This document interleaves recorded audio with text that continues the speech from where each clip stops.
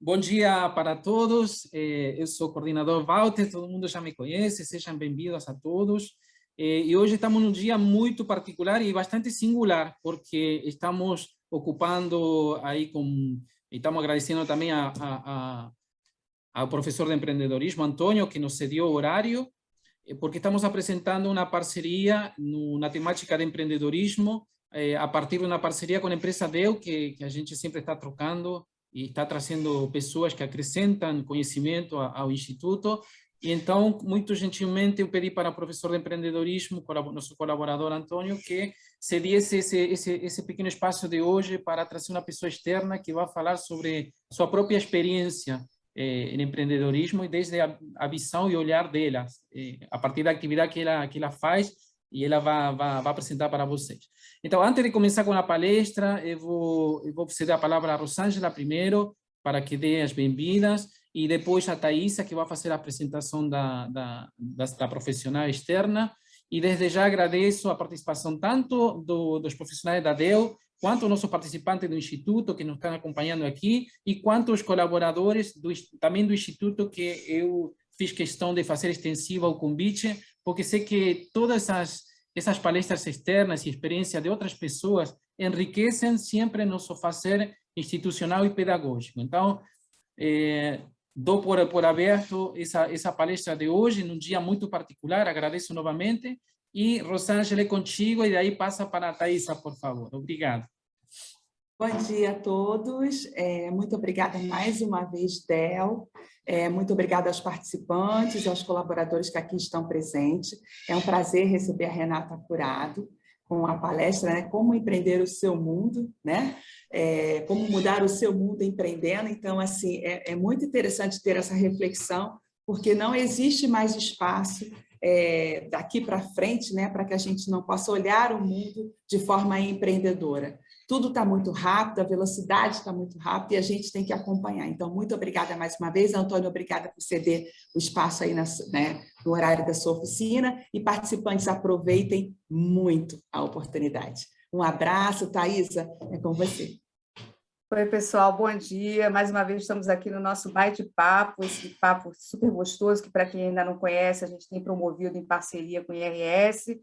Eu sou Thaisa Bessa, sou analista de projetos aqui na Dell Technologies, e estou aqui com vocês hoje para apresentar a Renata Curado, né, que veio participar, né, trazer toda a experiência e toda a história dela profissional para compartilhar com vocês, inspirando vocês nessa questão do empreendedorismo, né, e com várias óticas diferentes, né? A gente aqui trabalha na área de responsabilidade social, e sempre lembrando que a Dell Technologies nós somos uma companhia, uma empresa que não estamos focados só em produtos, em serviços, nós estamos aqui também para ajudar a transformar o mundo. Então, a Dell transforma o mundo, que vem desejando sempre essa transformação através do impulsionamento do crescimento humano, né? Então, sejam todos muito bem-vindos. Renata, é com você. Espero que você tenha um momento super feliz aqui, compartilhando conosco essa sua experiência incrível que a gente já teve a oportunidade de conversar. Vocês aproveitem bastante, que é uma profissional espetacular, viu? Renata, segue aí a sua apresentação. Muito obrigada, muito obrigada, Thaisa, Rosângela, ao Instituto. Eu vou compartilhar aqui a minha tela para a gente começar, tá bom? Tá bom, tá perfeito. Eu vou fazer, às vezes, de mediador, caso tenha alguma pergunta no chat que não tenha áudio, e vou ser extensivo contigo, Renata. Tá bom, tá bom. Então, vamos lá. Bom, bom dia a todos. E não estou conseguindo mudar aqui. Só um minutinho, deixa eu ver como é que mudei. Bom dia a todos. Eu sou essa aí que vocês estão vendo. Essa foto eu estava começando na cerâmica. Eu sou casada, tenho 2 filhas, sou casada com um médico. Os meus hobbies sempre foram teatro, dança, cinema e atividades manuais. Eu gosto muito de atividades manuais. E desde pequena, nunca fui de brincar de boneca, eu sempre gostei de pintar, de desenhar, de massinha, de quebra-cabeça. E quando eu tinha uns 11 anos, os meus Renata, pais... só um minutinho, é porque você está com o slide já iniciado sem apresentação. Você está no slide lá na frente, no último slide, não está no primeiro. Ué, para mim está aparecendo a apresentação. Não. Deixa eu voltar aqui de novo, peraí. Não está, não. Não está compartilhando na cadência. Eu imaginei que você não está vendo. Aí Aqui, começou. Isso, perfeito. Agora então sim. tá bom, que bom.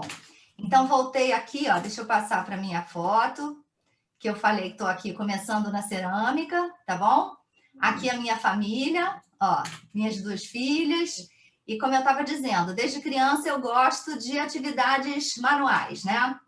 Quando eu tinha 11 anos, os meus pais se separaram. Naquela época, a gente tinha um presidente chamado Fernando Collor. O Fernando Collor precisou de dinheiro, o governo estava em dificuldade. O que ele fez? Ele tirou o dinheiro da poupança de todas as famílias, das empresas. Então, a minha família passou por um momento muito difícil financeiramente. E a minha mãe, que era dona de casa, naquela época, começou a fazer tricô para conseguir ganhar dinheiro, porque ela não trabalhava fora e precisou gerar renda pela nossa dificuldade. Eu vendo a minha mãe tricotando, vendendo, ganhando dinheiro, eu falei, por que eu não posso fazer isso também? É claro, eu não fui para o tricô, eu não tinha essa habilidade, nem minha mãe tempo de me ensinar. Eu comecei a fazer pulseirinhas de linha. Naquela época era super legal, igual hoje as meninas todas gostam das pulseirinhas de miçanga, eram pulseirinhas de linha. E eu comecei a fazer essas pulseirinhas e vendia pulseirinha, comprava mais linha, fazia mais pulseirinha, comecei a ter um monte de encomendas. E eu comecei a entender um pouco como é que era essa troca de trabalho por dinheiro, como aplicar esse dinheiro. Às vezes eu pensava, opa, vou tomar um sorvete. A minha mãe dizia, se você tomar um sorvete, você não vai ter dinheiro para comprar mais linha. Naturalmente, eu não sabia, mas a gente estava ali, eu estava começando a aprender o que era empreender, né? Eu consegui fazer um capital que me permitiu ir para uma próxima atividade, que eu gostaria muito de cursar e meus pais também não poderiam pagar, que era pintura em tecido. Eu comecei a fazer pintura em tecido. No início, eu usava um lençol velho para eu treinar e comecei também, tive uma pequena ajuda da minha avó, que me ajudou a comprar pincéis, tintas e a minha primeira camiseta. E eu pintei uma primeira camiseta e vendi. Eu vendi, comprei mais 2 camisetas, pintei as camisetas e vendi. Aí o que eu decidi? Tem que ter um mostruário, porque daí para as pessoas escolherem o que elas querem comprar, era bacana eu ter um mostruário. O que eu fiz? Na época era muito comum um álbum de figurinha. Então, tinha um álbum de figurinha que eram de bonequinhas lindas. Aquele álbum era o meu mostruário. As pessoas escolhiam o desenho e o auge da tecnologia na época era a Xerox ampliada. Então, eu ampliava a figurinha, passava aquele desenho para as camisetas e eu comecei a minha primeira linha de produção na minha vida. Eu tinha várias camisetas montadas num pedaço de isopor, que eu passava o desenho para todas as camisetas, depois eu preenchia com a pele, preenchia com as roupas, vinha com os detalhes, eu fazia uma linha de produção. Eu vendia tantas camisetas, que a minha mãe começou a ficar preocupada que aquilo interferisse na minha escola. Então, esse era um acordo, que as minhas notas não podiam cair. Como eu queria continuar produzindo, as minhas notas melhoraram, porque eu não queria correr risco nenhum de parar de fazer aquela produção. E você vendia para quem, Renata? Eu vendia para conhecidos, eu vendia na escola, eu vendia para os amigos da turma, que mostravam para os irmãos, eu virei sensação no recreio. As pessoas vinham ver o meu álbum e escolher a camiseta que iam querer. Era uma relação que acontecia dentro do meu ambiente escolar, né? E aí, com isso, eu também juntei um outro capital e comecei uma outra atividade em paralelo, que era a pintura em porcelana. A pintura em porcelana já era um hobby um pouco mais caro, né? Porque eu tinha que comprar peças em porcelana para pintar essas peças. A mesma coisa se repetiu. Eu também vendia para comprar uma outra peça mais bacana, para comprar uma outra tinta, um pincel melhor. E eu acho até uma pena, porque como eu vendia tudo, eu não tenho nada hoje dessas peças. Você tinha quantos anos quando você estava nessa fase da porcelana? Olha, as pulseirinhas eu devia ter uns 12 anos. 12, 13 anos. Com as camisetas eu tinha 14. E daí foi 14, 15. E como eu estava dizendo, eu tenho pena que eu não tenho nada hoje, porque eu vendia tudo. As porcelanas até tem alguma coisa, porque a minha avó comprou algumas e quando ela faleceu, elas vieram para mim. Mas, enfim, vendia tudo. E aí, depois disso, eu continuei com essa atividade, conheci a dança, comecei a dançar. Por causa da dança, eu me mudei. Eu morava em Teresópolis nessa época. Por causa da dança, eu acabei me mudando para o Rio de Janeiro. Comecei a fazer aulas de dança de forma mais intensa, para que eu pudesse também bancar mais aulas. Eu me ofereci para dar aulas para crianças pequenas, então comecei a dar aula de balé para crianças pequenininhas, depois aula de sapateado, e aí eu resolvi fazer faculdade de dança, porque a dança realmente foi outra paixão devastadora assim, na minha vida. Eu fiz vestibular, comecei a fazer faculdade de dança, e depois de um ano eu percebi que eu queria muitas coisas da minha vida e que a dança não iria proporcionar. Com a minha pontuação, eu podia migrar para um curso de desenho industrial. Voltando um pouquinho, né, eu fazia esse trabalho artesanal todo e sempre sonhei em ser arquiteta. Quando a dança entrou na minha vida, isso foi meio que atropelado. Quando eu vi a possibilidade de mudar para o desenho industrial, eu novamente ia trabalhar com criação, né?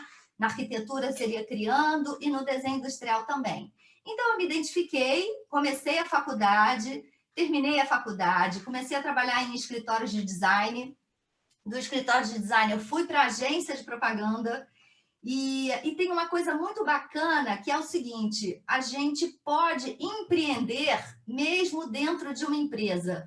Foi o que aconteceu comigo. Eu entrei na agência de propaganda e era nova, tinha 20 e poucos anos. A gente teve uma concorrência muito importante da Rio Tour, e naquela época a agência era VS Scala e a gente fazia concorrência em parceria com a DPZ, uma outra agência muito importante na época no Rio. E todos os diretores de arte, em criação na agência, a gente trabalha em dupla, diretor de arte, que é quem faz a parte visual, e o redator, que faz o texto. Todos os diretores de arte da minha agência e da DPZ tiveram que criar logo do projeto Rio Incomparável, que era o que a prefeitura, na época, estava trazendo para desenvolvimento do turismo carioca. E a logo que foi escolhida para o evento foi a minha. Quando isso aconteceu, eu era recém-chegada na agência, eu tive uma super oportunidade de abraçar essa conta. Na época, a conta da Rio Tour era a maior conta em termos financeiros no estado do Rio de Janeiro. E eu falei, acabei de entrar nessa agência, eu tenho que agarrar essa oportunidade com unhas e dentes. Em 2 meses, eu era responsável pela conta. Totalmente responsável pela conta. Então, eu busquei uma oportunidade dentro da empresa que eu trabalhava. Em 6 meses, eu conseguia quadruplicar o meu salário, porque eu entrei como uma novata e estava responsável pela maior conta da agência. Então, em 6 meses, eu quadrupliquei meu salário. Então, é muito importante a gente sempre estar observando quando as oportunidades aparecem para a gente. Bom, deixa eu mudar aqui, ó, né? Esqueci até de mudar, ó, carreira, desenho industrial. Bom, eu estava em agência, né? E conheci o meu marido, anos depois nós casamos, eu tive a minha primeira filha. Aí eu já estava em outra agência, que era a Artiplan, a agência que faz o Rock in Rio. E eu morava já no Jardim Botânico nessa época, a agência era perto daqui, e o Roberto Medina, dono da agência, disse que a gente ia mudar para a Barra. Meu marido médico também trabalhava na Barra. Eu falei, nossa, estava com 7 meses de barriga. Falei, como é que eu vou ter um bebê e trabalhar na Barra com esse trânsito que a gente tem, né? Bom, neném nasceu, eu fiquei de licença maternidade e comecei a pensar se eu poderia mudar de vida, se eu poderia sair da agência e de que forma eu poderia empreender. Daí eu fui para o Sebrae. Naquela época era pouco comum os cursos online. A nossa internet não era tão potente quanto hoje, mas eu fui fazer um curso de empreendedorismo no Sebrae, de como montar uma primeira empresa, uma noção geral. Naquela época a gente falava muito de fazer, como é que se chama? De estudar a empresa em todos os níveis, fazer seu projeto, enfim. Eu fiz esse curso e comecei a pensar na possibilidade de abrir uma marca de roupa de bebê. Porque eu estava exatamente naquele universo, querendo peças para minha filha, mas descoladas, sem ser aquela coisa de ursinho, de florzinha, e eu não encontrava. Bom, acabou a minha licença, eu voltei para a agência, voltei a trabalhar e realmente não estava feliz, não estava satisfeita em deixar minha filha com uma outra pessoa, e eu pedi demissão. Eu pedi demissão e eu tive a grata surpresa de ser convidada pela agência para trabalhar remoto. O que hoje é super comum para a gente, né? Tá aqui, você vê, estamos fazendo uma apresentação remota. Naquela época não era. Eu fui o primeiro caso, pelo menos no Rio de Janeiro, dentro das agências de publicidade, de um profissional que trabalhava dentro de casa. Então, eu continuei atendendo, naquela época, uma conta importante da agência, que era a Casa e Vídeo. Então, eu fiquei responsável por fazer tudo da Casa e Vídeo dentro da minha casa, cuidando da minha filha e, em paralelo, estudando sobre empreendedorismo. Pesquisando o mercado das confecções. Nesse meio tempo, eu encontrei com uma amiga de infância que tinha estudado moda, então ela vinha somar com uma qualificação que eu não tinha, né? Um conhecimento que eu não tinha sobre tecidos, sobre modelagem, e a parte criativa continuava comigo, e a comercial. Então, nós resolvemos montar a Bebê com Açúcar. Eu montei essa minha primeira empresa, ó, Bebê com Açúcar. Essa aqui já eram as minhas filhas, que eram modelos da minha loja. A gente tinha uma loja pequenininha em Ipanema, e a gente trabalhava no varejo dessa forma e no atacado. O atacado vendendo para lojistas do Brasil todo. Então, existem feiras grandes em São Paulo, em que a gente vai, monta o nosso stand, recebe esses lojistas do Brasil todo, com o nosso mostruário, eles escolhem lá as peças que eles querem e a gente produz, né, sobre essa demanda. E isso foi muito bacana. Eu não tinha... Pela primeira vez, né, eu, quando criança, empreendi de forma informal e, nesse momento, pela primeira vez, eu tinha um CNPJ, né? Então, a empresa começou de fato, a gente teve uma resposta muito bacana, a empresa foi caminhando muito bem. Em determinado momento, a gente percebeu que a gente precisava estudar sobre finanças, porque é muito importante a gente entender sobre a saúde financeira da nossa empresa. Senão a gente não sabe que passo a gente pode tomar, se a gente pode fazer um investimento, se eu posso comprar mais matéria-prima, né? Se vai entrar dinheiro que me permita pagar essas contas. Então, assim, só te fazendo uma pergunta. Então, Renata, você diria que empreender está muito ligado também à matemática, né? Porque é muito importante você ter essa ideia, saber lidar com números, entender muito bem para poder ter sucesso. Olha, é muito importante e é muito engraçado também, assim, a matemática nunca foi uma matéria preferida para mim, né? Vendo o meu histórico, é claro que eu preferia tudo que era lúdico. Agora, na hora que você entende a importância da matemática na sua vida, você enxerga ela de outra maneira. Então, eu fui fazer esses cursos no Sebrae de financeiro, planejamento, fluxo de caixa, precificação, e eu adorei a matemática. Porque na hora que você entende a matemática, que você entende a lógica da matemática... Para que ela existe, né? E o que ela pode beneficiar você, né? Exatamente. Então, eu adorei. O que eu achei que ia ser uma chatice, ficar fazendo lá aquele fluxo de caixa, eu adorava fazer. E o mais importante foi ver o retorno daquele conhecimento, né? Eu entender de verdade qual era o tamanho da minha empresa, o que de fato era lucro, né? O que não, onde que eu estava investindo, quais eram os meus gastos, onde eu podia diminuir meus gastos, quando eu ia poder fazer um certo investimento, dar um passo maior para crescer ou não a minha empresa. Então, isso foi muito importante. E a empresa deu um salto depois desse conhecimento, desses cursos que eu fiz no Sebrae, né? Bom, a minha empresa durou 7 anos, porque em determinado momento eu e minha sócia entendemos que a gente queria caminhar por direções diferentes. E daí eu resolvi sair da empresa e falei, e agora? O que eu vou fazer? Né? Uma coisa é a gente dividir uma empresa, né? Você tem a possibilidade de trocar informação com uma outra pessoa, né? Isso, um sócio te ajuda muito na tomada de decisão, né? no próprio investimento, são duas pessoas dividindo, mas também em alguns momentos isso dificulta, porque se a visão começa a ficar diferente sobre o negócio, né, e os objetivos também, você começa a conflituar. E aí eu resolvi sair e falei, bom, o que eu vou fazer? Eu vou montar uma nova empresa sozinha? Será que eu tenho capacidade de gerar uma outra empresa sozinha? Naquela época, eu voltei para o Sebrae para buscar novos cursos, né? E naquela época, o Sebrae estava aplicando um curso que foi desenvolvido pela ONU. A ONU começou a fazer uma pesquisa para entender o que tornava uma pessoa um empreendedor de sucesso, né? Se era formação, né? Onde ele tinha estudado, se ele tinha pós-graduação, se não tinha, né? Se era o nível financeiro, enfim. E aí a ONU chegou à conclusão que o que tornava esse profissional um profissional de sucesso empreendendo era o seu comportamento. E daí eles fizeram uma metodologia.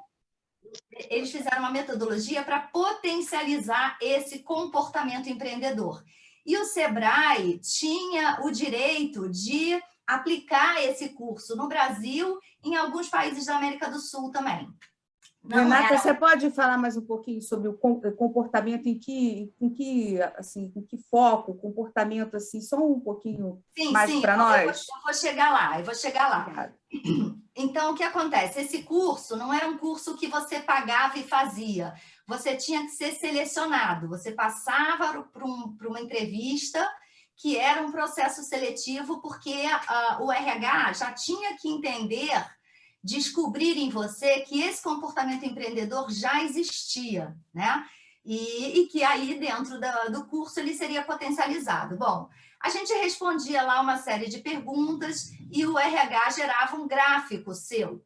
No primeiro dia de curso, eu fui com tudo, peito aberto, porque eu falei, bom, tenho que descobrir se eu tenho essa capacidade, se eu dou para isso mesmo. Então, eu era a primeira fila, quem responde eu, quem é voluntário eu, quem vai ler eu.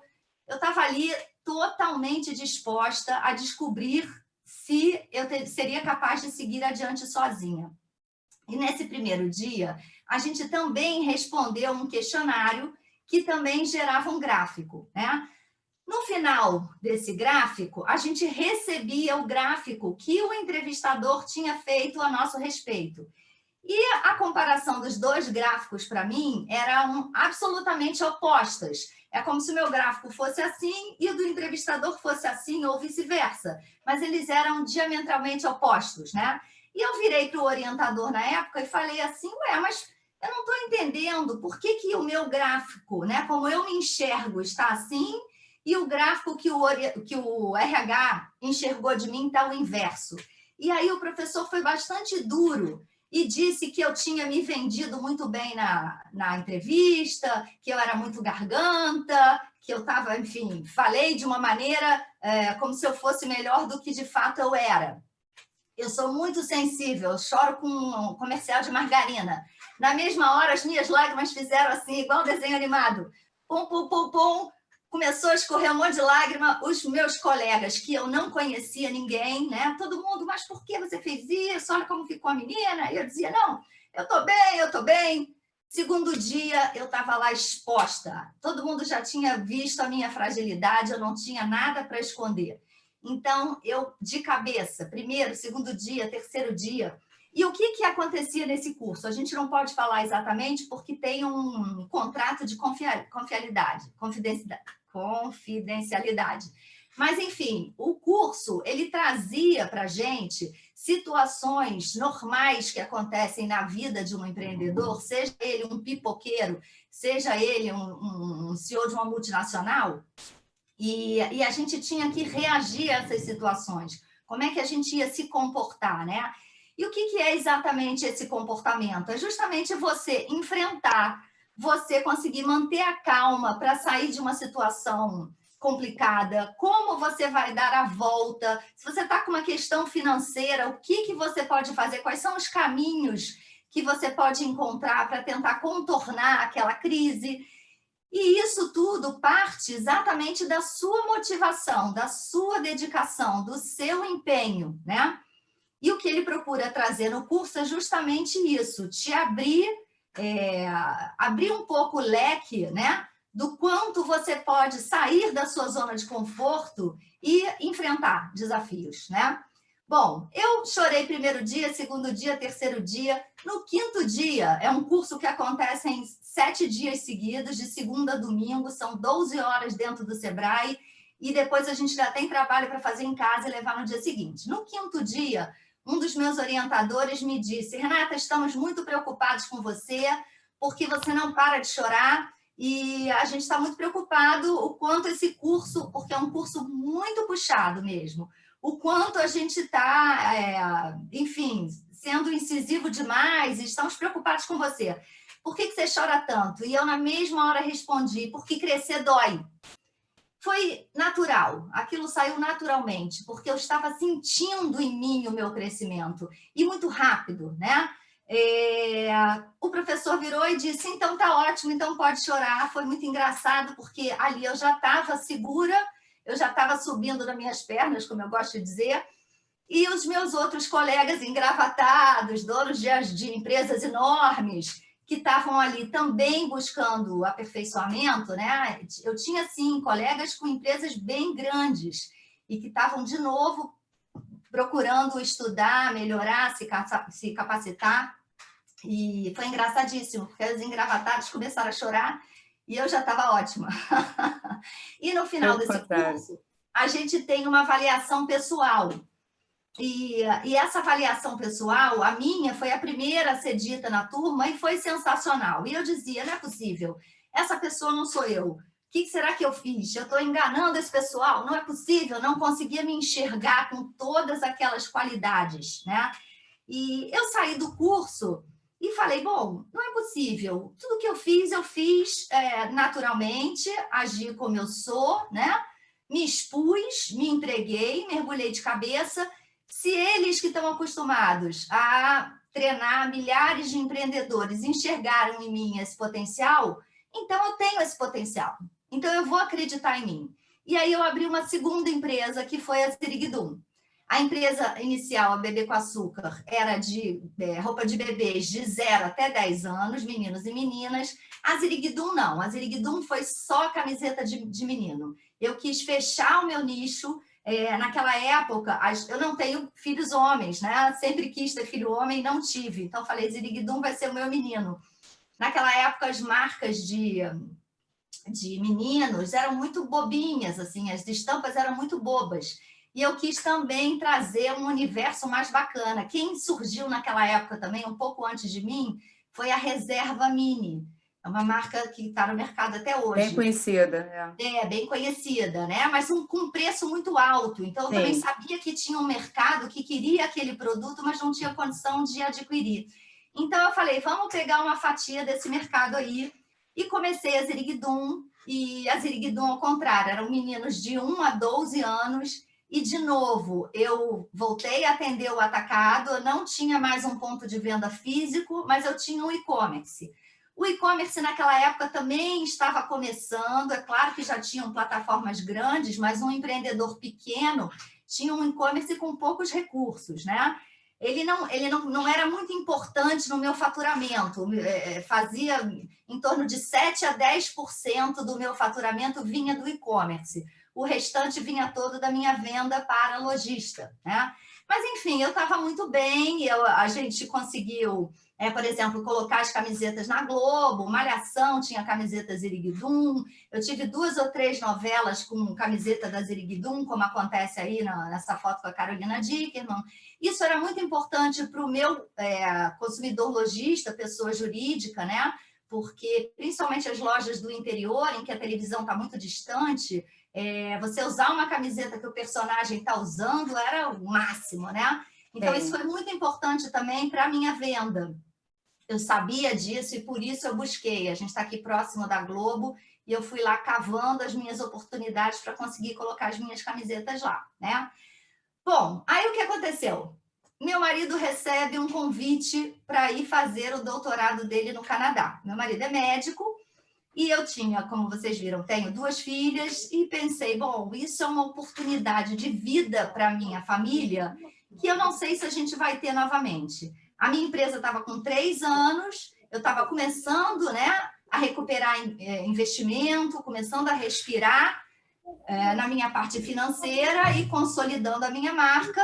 E aí, bom, resolvemos ir para o Canadá, né? E eu falei, bom, isso também vai ser uma oportunidade para mim, porque eu sempre trabalhei, tive as minhas filhas e trabalhando. Eu sempre priorizei muito o trabalho também, sempre gostei muito, sempre foi muito importante para mim, né?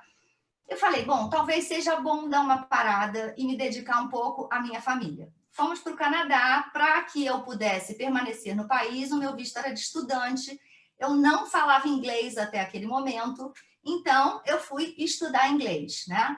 E foi maravilhoso estudar, foi maravilhoso voltar, aprender uma língua, ter metas, estudar para a prova, sair, me dar bem, me dar mal na prova, estudar de novo, estar com pessoas mais jovens, estar num outro país, entender uma outra cultura. Foi uma experiência, assim, sensacional, indescritível, não só para mim, quanto para o meu marido, quanto para as minhas filhas e para nós enquanto família. Mas, infelizmente, era um tempo pequeno, a gente ficou lá de 1 ano e meio a 2 anos, mais ou menos, e eu voltei para o Brasil. Eu voltei para o Brasil no meio de 2015 e o Brasil estava muito quebrado. Eu pensei em retomar a minha empresa, a Ziriguidum, comecei a entrar em contato com a minha carteira de clientes e eu quase 40% da carteira tinha quebrado ou fechado as suas lojas antes de quebrar, né? Eu falei, puxa, eu vou começar tudo do zero de novo, no meio dessa crise. Será que é o momento? Qual é o meu produto? O meu produto é roupa, camiseta para meninos. Será que agora, em que o país está em crise, todo mundo com dificuldade financeira, eu vou ter mercado? O mercado vai absorver o meu produto? Criança, a gente herda a roupa, né? Herda a roupa do irmão, herda a roupa do primo, um amigo que tem filho mais velho passa as roupas para você. Eu falei, eu acho que não é a hora de eu reabrir. Isso é uma coisa que é muito importante também quando a gente empreende. Não é só resolver fazer, eu acho que isso é legal e que o mercado vai absorver. Muito bem colocado. Sim. Nem sempre isso é verdade. A gente sempre tem que olhar para o mercado, olhar para o cenário da economia do país no momento, né? E entender se o seu produto ou o seu serviço vai ter demanda, né? Então, eu falei, bom, vou botar o pé no freio e não vou reabrir a empresa. E aí, falei, o que eu vou fazer da vida? De novo, estava eu lá, o que eu vou fazer da vida? O meu marido voltou para o hospital para trabalhar, as minhas filhas voltaram para a escola e eu ficava dentro de casa subindo paredes. Tentei voltar para o mercado publicitário, mas eu já estava ausente há muitos anos, eu estava desatualizada, é claro, não havia espaço para mim no mercado publicitário. E eu falei, qual é a minha única saída? Voltar a estudar. Então, falei, só uma coisinha, o Miguel quer fazer uma pergunta aqui. Fale, Miguel, pode abrir o microfone e fazer, porque o nosso papo é informal. Pode fazer. Bom dia. E sobre você não reabrir o seu negócio, mesmo se você abrisse, você poderia investir um valor alto e não ter retorno, ia prejudicar você. É exatamente isso, Miguel, é exatamente isso, porque, bom, nós empreendedores pequenos, né, a gente tem um dinheiro suado ali que a gente ganha trabalhando, né? Um empreendedor pequeno não recebe investimento, porque quando a gente tem muito dinheiro para investir num negócio, você também investe em pesquisa, investe em tecnologia, né? E você se estrutura de uma outra forma. Eu não, eu sou uma empreendedora pequena, meu dinheiro era ali suado, contado. Se por um acaso desse errado, eu ia perder aquele meu capital e a minha chance de empreender novamente, né? Então, eu tinha que tomar muito cuidado aonde eu ia investir o meu dinheiro, sabe? Então, Miguel, eu fiz exatamente isso aí que você falou. Eu fiquei com medo, né? Falei, eu acho muito arriscado, não vou fazer isso nesse momento, vou esperar. E o que eu vou fazer? Vou estudar. Então, eu voltei para buscar informação, voltei para o Sebrae, que sempre foi um suporte para mim. Mas naquela época, eu estava começando a se falar no marketing digital. Isso foi em 2016 já. Estava começando a se falar no marketing digital e eu fui buscar cursos, né, instituições que ofereciam o curso e acabei fechando com a FGV e fui fazer um MBA de marketing digital. Foi maravilhoso, foi muito bom. De novo, estudar é um prazer. A gente quando está na escola, a gente não tem tanta noção do quanto é bom estudar. Estudar é muito bom, porque conhecimento é uma coisa que ninguém tira de você, que você adquire e você leva para a sua vida inteira. E, às vezes, lá na frente, alguma coisa que você aprendeu lá atrás é muito importante para que você tome uma decisão, por exemplo, sabe? Então, foi uma alegria voltar a estudar, encontrar outras pessoas, começar a pensar, desenvolver outras metas para mim, buscar outros caminhos, né? Outros mercados, outra inspiração, né? Exatamente, exatamente. Eu estava ali buscando o que eu ia fazer, porque realmente mãe de filho, mulher de marido foi só no período do Canadá. Eu não nasci para isso, não, eu preciso trabalhar.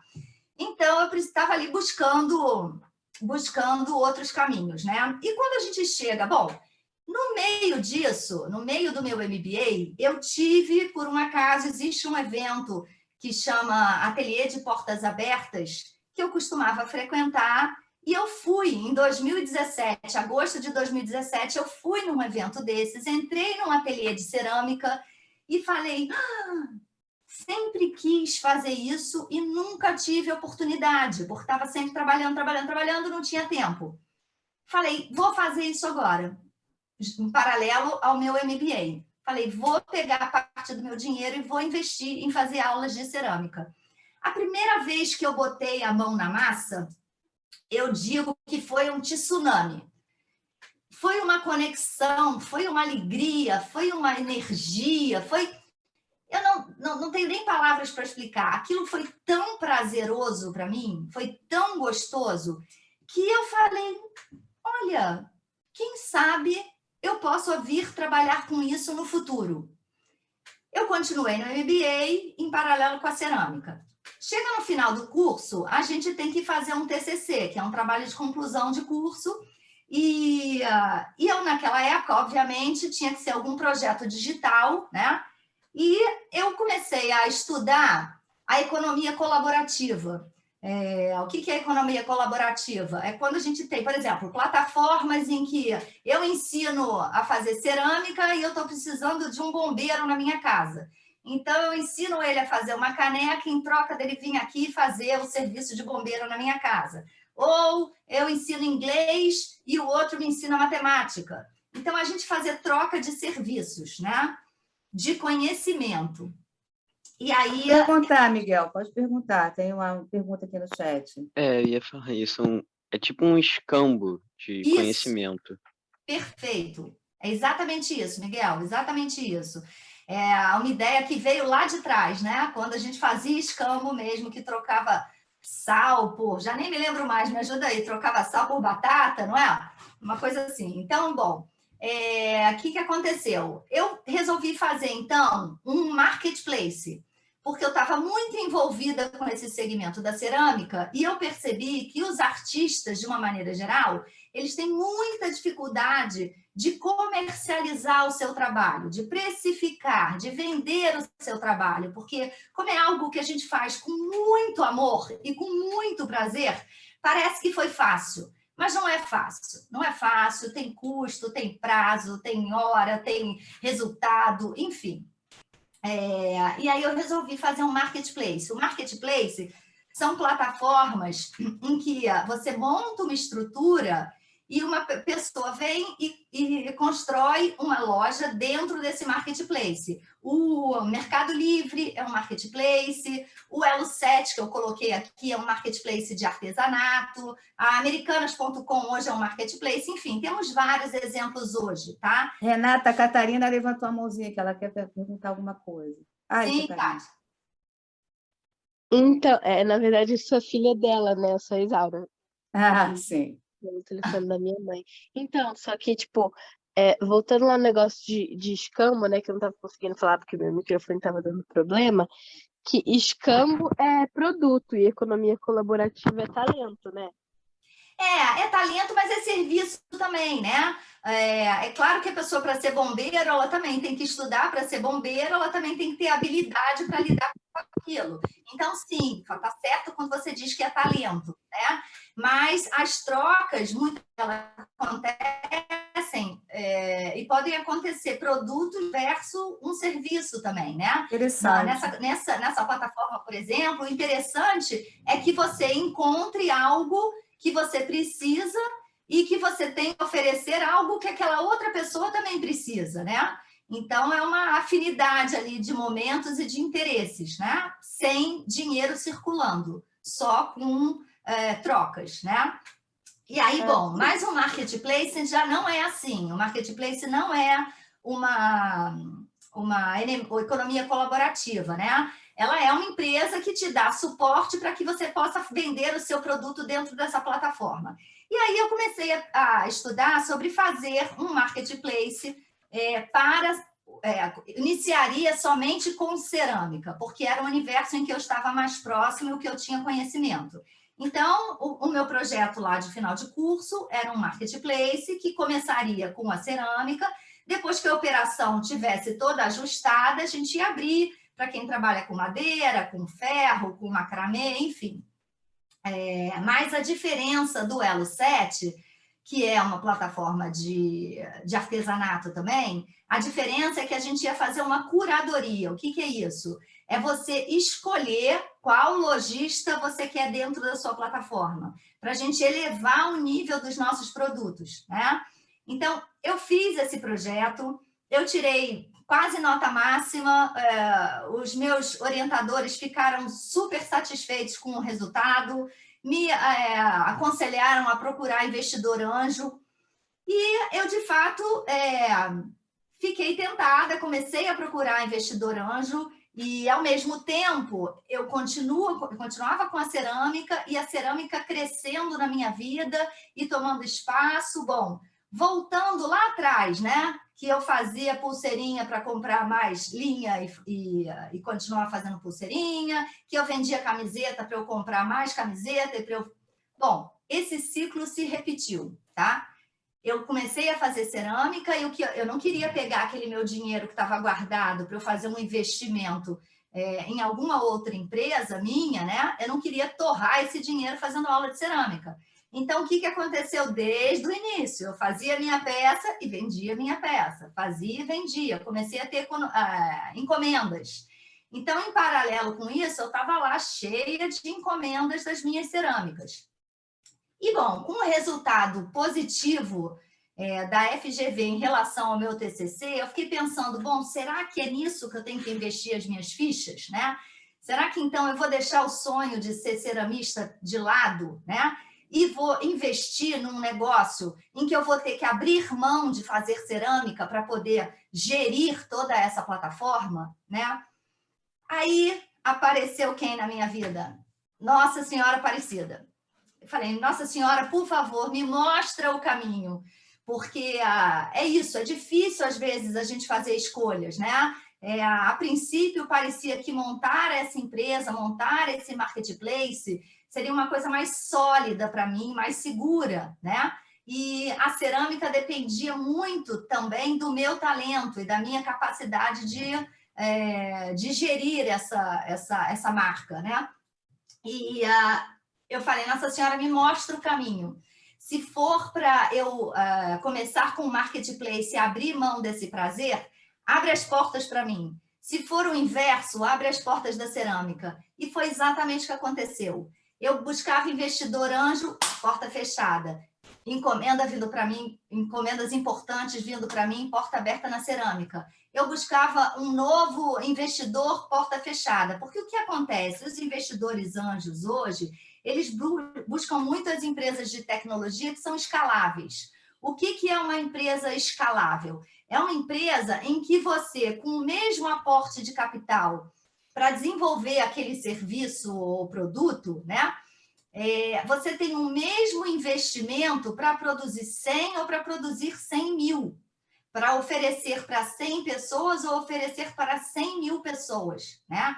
Por exemplo, as minhas empresas de confecção, elas não são escaláveis, porque para eu fazer 100 camisetas, eu preciso comprar X de matéria-prima. Para eu fazer 100 mil camisetas, eu preciso comprar 100 vezes mais, né? Então, o investimento, ele cresce de acordo com a produção.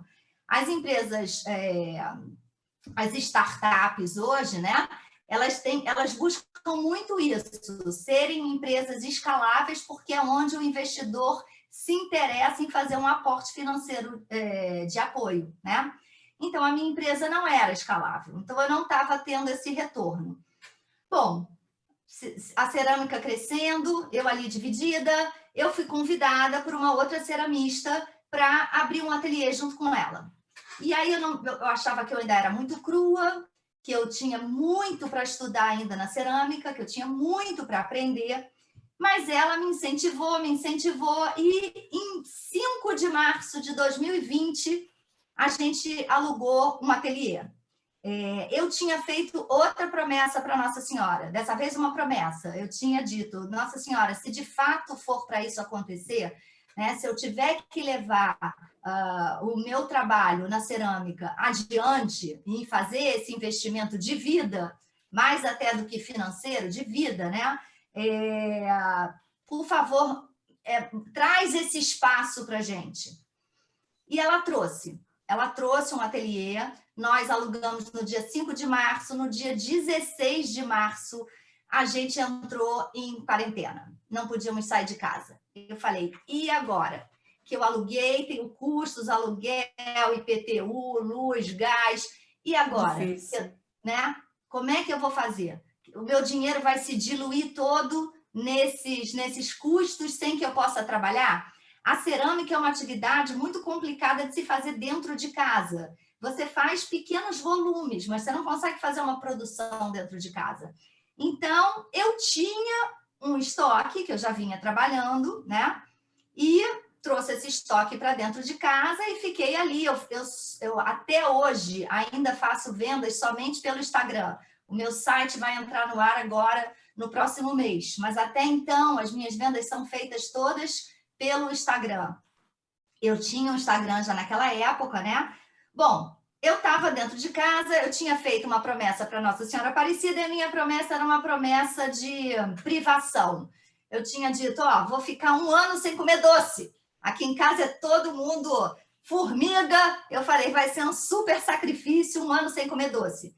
Só que aí, passou 1 mês, passou 2 meses, e eu virei para Nossa Senhora e falei, olha, em vez de promessa, isso virou uma penitência, porque a gente está trancado dentro de casa, não pode ir a lugar nenhum, ainda não posso nem comer um chocolatinho.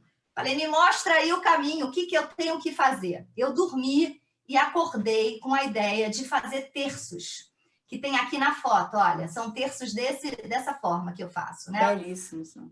Eu comecei a fazer terços e eu não queria que as pessoas me pagassem o terço para eu transferir o dinheiro para a igreja ou parte do dinheiro. Eu queria que fosse uma coisa muito cristalina, muito transparente. Então, eu frequento uma igreja que é a São José aqui da Lagoa, uma igreja que é toda de vidro, e gosto muito do Padre Omar, e o Padre Omar é muito dedicado a muitas causas, e eu consegui, através de amigos, a conta da igreja. Então, a minha promessa foi, o consumidor vai comprar o meu terço e ele vai transferir o valor direto para a conta da São José. A princípio, eu faria 50 terços, só que eu não podia imaginar o volume e a proporção que isso ia tomar. Bom, chegou maio, Dia das Mães, eu tinha esse estoque dentro de casa e eu fiz uma super venda. Eu vendi praticamente o meu estoque inteiro. Eu conseguia fazer entregas, né? Ia de máscara, entrava no meu carro, ia lá, entregava e voltava sem contato com ninguém e vendi o meu estoque inteiro. Quando eu vendi o meu estoque inteiro, eu falei, tive a sensação de que a Nossa Senhora estava feliz com a promessa, que ela estava me abrindo portas num cenário em que a gente não tinha nenhuma esperança, né? E não tinha nenhuma perspectiva também. A gente não sabia quanto tempo a gente ia ficar trancafiado. Bom, logo depois disso, eu tive Covid, o meu marido é médico, logo no início ele pegou no hospital e ele, enfim, trouxe para casa, nós tivemos a Covid, graças a Deus a gente não evoluiu para hospital, né, para respirador, mas eu falei, bom, eu já tive Covid, o meu ateliê está lá fechado, eu vou trabalhar sozinha, então eu preciso trabalhar, porque eu preciso produzir, eu preciso pagar as contas. Então, eu saía de casa, entrava no meu carro de máscara, chegava no ateliê de máscara, entrava lá, trabalhava sozinha, não tinha contato com absolutamente ninguém, e fui produzindo, e as encomendas aumentando, e as vendas aumentando. E aí, num cenário em que estava todo mundo muito desesperado, muita gente morrendo, um cenário muito triste, muitas pessoas perdendo o emprego, muitas empresas fechando, parecia que eu estava num outro mundo, parecia que eu estava vivendo uma outra história, porque as minhas vendas só aumentavam, só aumentavam, só aumentavam. Começou a vir restaurante me procurando, pessoas jurídicas me procurando. Eu tive no final do ano passado o Shopping Leblon querendo que eu fizesse 5.000 peças, a L'Oréal querendo que eu fizesse 600 peças. Eu não tinha estrutura para isso, mas o meu trabalho estava chegando a essas pessoas. O que aconteceu com o meu trabalho? Quando você começa num mercado, você também tem que entender quem são os seus concorrentes, né? Como trabalham os seus concorrentes, qual é o preço dos seus concorrentes e qual é o produto, como eles se apresentam, como é que é a marca desse concorrente, qual é o propósito dele, né? E eu falei, bom, como é que eu vou me diferenciar nessa história, né? Qual vai ser o meu propósito? O que o meu produto vai ter para ser diferente dos outros? Por que vão escolher comprar o meu produto e não o do ceramista vizinho que já está no mercado há muito mais tempo do que eu, né? E aí, o que a gente faz?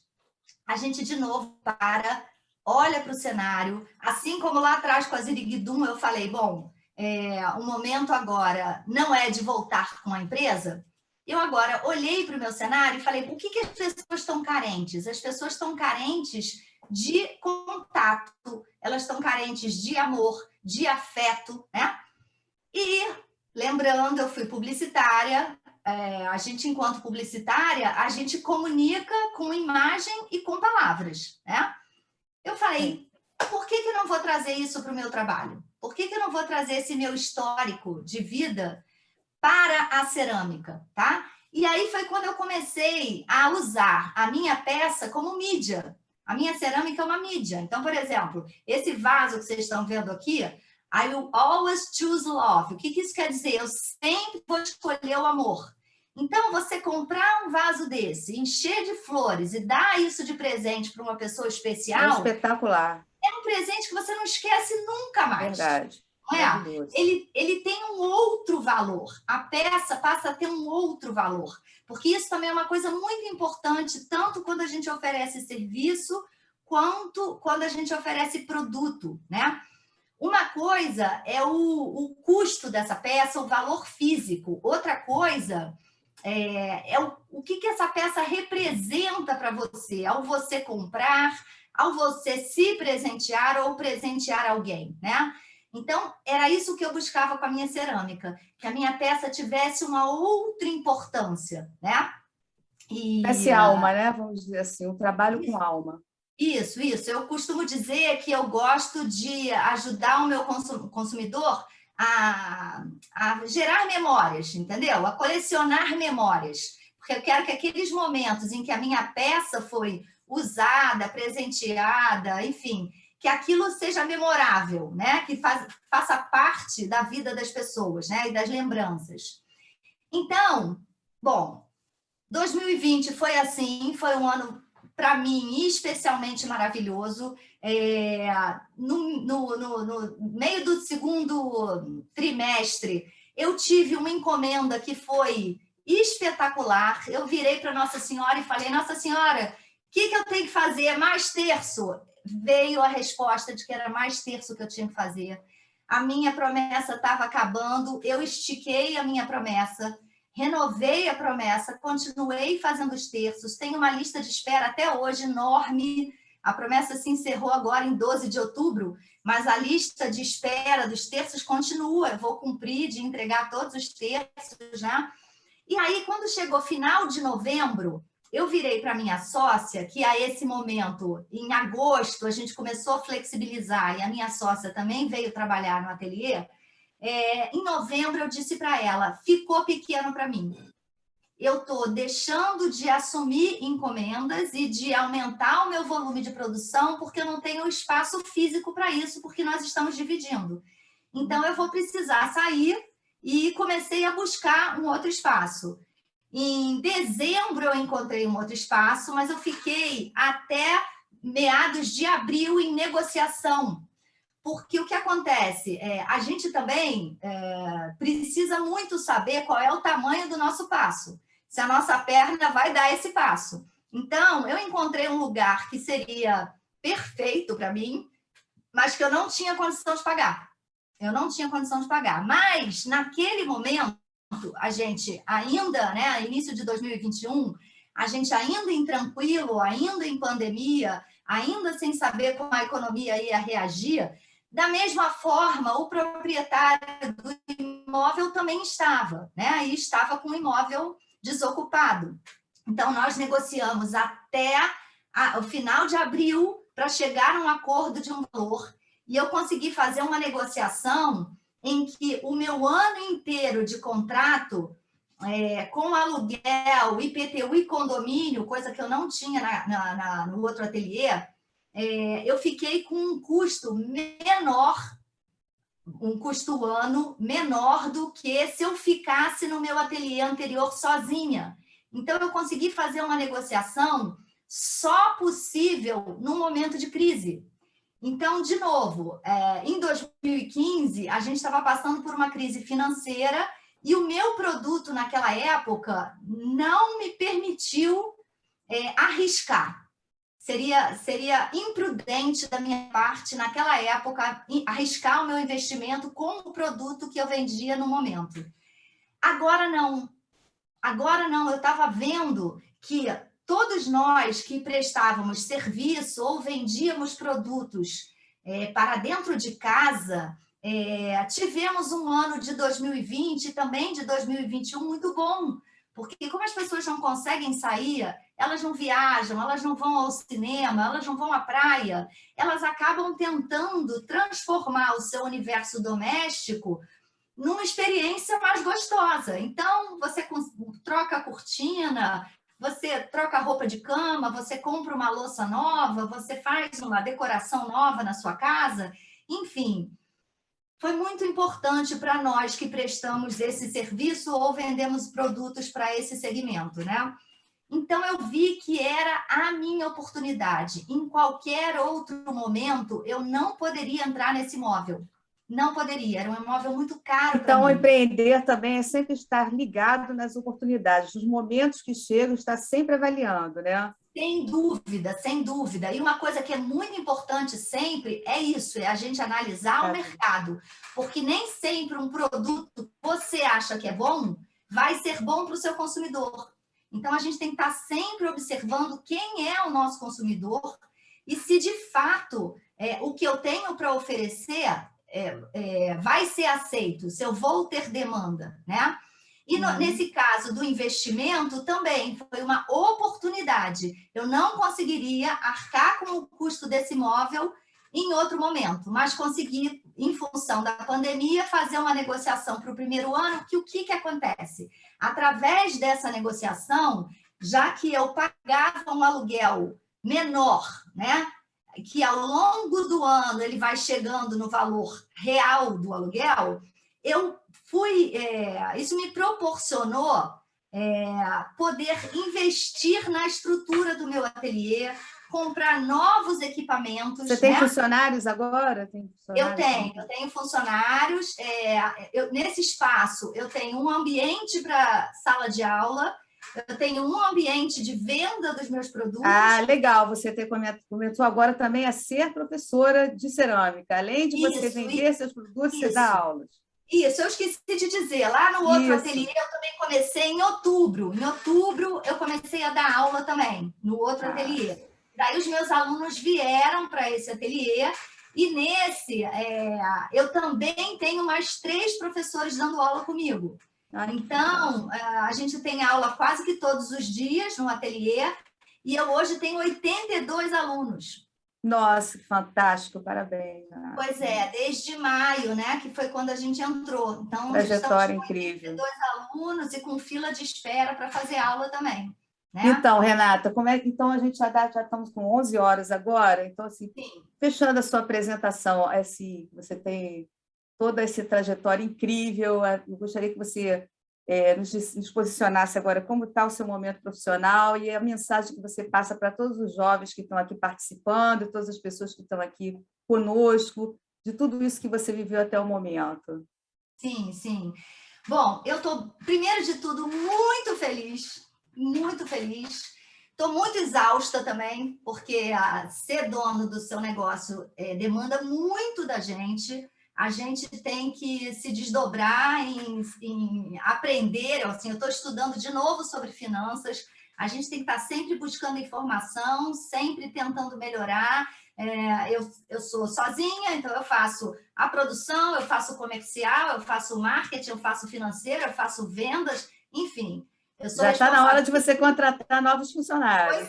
Pois é. Então, agora eu estou começando a ter mais ajuda, tenho mais ajuda na produção, tenho na sala de aula, e a minha irmã começou a trabalhar comigo, recebe tudo mais, e está me ajudando na parte financeira, emitindo nota fiscal e tudo mais, né? Mas, assim, eu estou muito feliz. Eu estou atendendo empresas importantes. No momento, eu estou fazendo 500 kits para a Globo, sabe? Então, são 1000 peças que vão ser presenteadas para a equipe do G1. Então, eu estou conseguindo, através do meu trabalho, chegar não só a pessoas jurídicas importantes, como ter um fluxo muito grande de venda para o consumidor final, né? Então, o que eu queria deixar assim, de mensagem para vocês? Esse prato aí é um prato que tem na minha sala de aula e que eu vendo também. Esse prato diz, para ser bom em alguma coisa, você tem que estar disposto a ser ruim primeiro. Por que eu gosto muito dessa frase? Ela sempre me acompanhou. Porque a gente tem uma tendência de querer chegar chegando, já fazendo tudo, já oferecendo tudo, achando que é capaz, né, de fazer absolutamente tudo também, sem falhas. E a gente precisa entender que as falhas são muito importantes para a gente crescer. Elas vão acontecer inevitavelmente, a gente vai ter as pedras no caminho, só que a gente pula essa pedra depois, e depois a pedra já fica uma pedrinha, não é mais um pedregulho. Enfim, para fazer alguma coisa, a gente precisa fazer. Para empreender, a gente precisa lutar, a gente precisa acreditar. É isso que está aí, ó. Precisa ter paixão. Primeiro de tudo, você precisa ter paixão pelo que você vai fazer. Se você não tiver paixão por aquilo, se aquilo não te levantar da cama, não te tirar da cama de manhã, sabe? Repensa se é isso que você vai fazer, tá? Então, primeiro de tudo, é muito amor por aquilo que você faz. Segundo, é isso, é observar a oportunidade, é se dedicar, é buscar conhecimento, é ter iniciativa, é ter planejamento. Isso é importantíssimo, foi o que eu falei. Eu tenho vontade de criar 1000 coisas, mas não posso criar tudo de uma vez, porque eu não vou conseguir atender a minha demanda com tudo de uma vez. É melhor a gente planejar. Agora eu vou fazer isso, daqui a pouco eu vou aumentar a minha linha de produtos para esses tantos produtos, daqui a pouco mais um pouquinho, porque, de novo, a minha empresa não é escalável. Tudo que eu aumento, aumenta o meu investimento. Então, planejamento é muito importante. E coragem. Coragem, porque todos nós somos capazes. Somos capazes. Se a gente quiser, se a gente se dedicar, é claro, tem algumas pessoas que conseguem isso e ficam milionárias. E tem outras pessoas que têm uma empresa como a minha, que é uma empresa de pequeno porte, né? Mas o que é sucesso, na verdade? O que é sucesso? Sucesso, ele é individual. Para alguns, o sucesso pode ser ganhar muito dinheiro. No meu caso, por exemplo, o sucesso é me realizar com o que eu faço, ganhar dinheiro, sim, que proporcione eu pagar as minhas contas, gerar a minha empresa, ter um dinheiro meu, pessoal, para as minhas necessidades, as necessidades da minha família, é claro, né? Mas a minha meta não é dinheiro. A minha meta é reconhecimento, é chegar com o meu produto a cada vez mais e mais pessoas. Chegar com as pessoas, né? Levar uma mensagem junto com o seu produto, né? O Miguel levantou a mão. Fale, Miguel, que a gente já está aqui no... Pode falar, abre o microfone. Desculpa aí, eu sou muito chato. Imagina, mesmo, chata nada, a gente está nisso. Estou adorando, Miguel, pode perguntar. Se você tivesse comprado a bala, não tivesse comprado as camisas, nada disso teria acontecido, né? Exatamente. Lá no início. Exatamente, Miguel. Olha como é que é importante uma coisa que aconteceu lá atrás, na minha infância, né?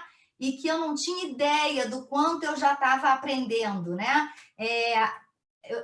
Eu disse aqui, antes de começar a apresentação, eu estava conversando e disse que legal que vocês têm essa oportunidade de ter aula sobre empreendedorismo. Como eu gostaria de ter tido na minha infância e até mesmo na universidade, sabe? É muito importante. Graças a Deus, eu tive feeling, né? Eu tive assim, foi natural, a coisa aconteceu comigo de forma natural e, como eu disse aqui, eu também errei muito, também aprendi muito errando, né? Mas eu acho que vocês têm que aproveitar muito essa oportunidade de aprender, de ler casos de outros empreendedores, de ler livros. Eu leio muito, adoro pequenas empresas, grandes negócios, adoro o Mundo SA que passa na televisão. Até hoje a gente aprende muito com a história dos outros, né? E eu continuo buscando me aperfeiçoar também. Então, o que eu queria dizer para vocês, aproveitem essa oportunidade, tá? E se eu pudesse dizer que 2 coisas são muito importantes para a gente empreender, seriam: a primeira delas é conhecimento, buscar informação, estudar, se formar. E a segunda delas, comportamento. Como eu aprendi, identifiquei que eu tinha e potencializei isso, né? O comportamento é exatamente isso, é você se dedicar, é você ter iniciativa, você se planejar, você ter coragem, você ter visão, tá? Então, eu queria agradecer, queria dizer que estão todos convidados, se por um acaso o Instituto tiver chance, quiser trazer os alunos para conhecer um ateliê de cerâmica e eu mostrar como é que é o processo, eu ficaria muito feliz, tá? E, de novo, agradecer a todos vocês, Thaís, até o Instituto. Compartilhe aqui seus contatos também, pessoal. A Renata também está aqui aberta agora para perguntas, se vocês têm perguntas para fazer. Se ainda tem tempo ainda, Walter, a gente ainda tem tempo para perguntas ou a gente vai para o encerramento? Então, não, vamos deixar a pergunta aí para ser canalizada pelo colaborador, ou por Aline, ou por mim, não tem problema. Perfeito. Porque já estamos com o tempo estourado, mas foi fantástico. Né? Então, falo muito, desculpa, falo muito. Compartilhe aqui o seu último slide. Foi aqui, espetacular. Seus contatos, que não está na tela. Gente, ela tem Instagram, tem peças incríveis, não né? tenho aqui o último slide, não tenho. Tem aqui. A gente depois pode passar para eles pelos grupos, sem problema. Sim, para vocês acompanharem. É o penúltimo slide, é o penúltimo. Que tem seus contatos. Isso. Deixa eu achar aqui. Renata também é nossa colega na Delta, aqui prestigiando a nossa apresentação. Oi, bom dia a todos. Também da área de responsabilidade social. Thaís, então, você quer dar a última palavra em representação Sim, não, na da verdade, parceria e eu encerro aqui. Nós queremos realmente agradecer. Renata, você tem um trabalho incrível, suas peças são espetaculares, eu espero que vocês tenham a oportunidade de olhar. As peças da Renata estão no Instagram. Ela é uma empreendedora de muita percepção, tanto no sentido de perseverar e no sentido de perceber, né? Então, ela sempre esteve atenta ao mercado, atenta a tudo que se movimenta, mas ela sempre procurou o estudo, sempre procurou se capacitar. Então, a nossa mensagem é sempre essa, que vocês continuem sempre buscando o conhecimento, estudando, e tudo na vida é assim, a gente não para. O fato da gente atingir um determinado patamar na vida não quer dizer que a gente pare, a gente está sempre em aprendizado é contínuo para a gente poder chegar ao sucesso, não é só a inspiração, a gente também tem que transpirar, que a gente fala, né? A inspiração vem com a transpiração, a gente precisa trabalhar para isso acontecer. Obrigada mais uma vez, Renata, parabéns, muito obrigada pela sua parceria, por ter aceitado o nosso convite, viemos aqui trazer conhecimento para essa garotada, né? Eu espero que vocês tenham gostado, né? E que levem assim as perguntas para o Walter, dúvidas, e a gente está sempre à disposição para o que vocês tiverem para perguntar e para questionar. Walter, obrigada. Pessoal, só para Thaís, Sim, rapidinho, Renata. eu coloquei o endereço do Instagram e o telefone dela no chat. Maravilha, maravilha. Tá bom, eu queria encerrar aí, primeiro agradecendo, sobretudo, eu gostei muito da abordagem, eu acho que você trouxe muitas questões práticas, né, que, como você falou, a gente aprende muito da experiência dos outros. Eu também adoro pequenas empresas, grandes negócios, porque traz muita inspiração, né? Adoro. Eu queria encerrar com uma questão que você também falou, e que a gente vai abordar, eu vou pedir que abordem em outros momentos que tenha a ver, que se trata sobre o que seria sucesso, né? Existe um filósofo, Pierre Bourdieu, que morreu há pouco tempo, né? Um grande estudioso da sociedade, ele era sociólogo, e ele falava que existem vários tipos de troféus sociais, né? E você mencionou, alguns buscam poder, outros buscam dinheiro, outros buscam conhecimento, enfim, existem troféus sociais que dependem muito de autoconhecimento, quem você foi construído como pessoa e quais são tus valores. Isso que vai ditar qual troféu você busca para você entender o que seria sucesso para cada um. Então, eu vejo cada vez mais presente isso. Eu vou pedir aí que cada vez mais o Instituto aborde essas questões comportamentais que tem muito a ver com o sucesso do que a gente acredita como sucesso para cada pessoa. Então, parabéns você por ter trazido todas essas questões que hoje em dia são muito importantes para ter sucesso, justamente, seja como pessoa, como profissional, como você age que vai ser feliz, né, em definitiva. Então, estou encerrando aqui. Muito obrigado novamente. Obrigado aos participantes por nos acompanharem. Eu espero que tenham gostado. Caso você tenha alguma elogio, crítica, pergunta, inquietude, podem fazer através do colaborador Antônio, da Aline, ou por mim, nos encontros que a gente tenha.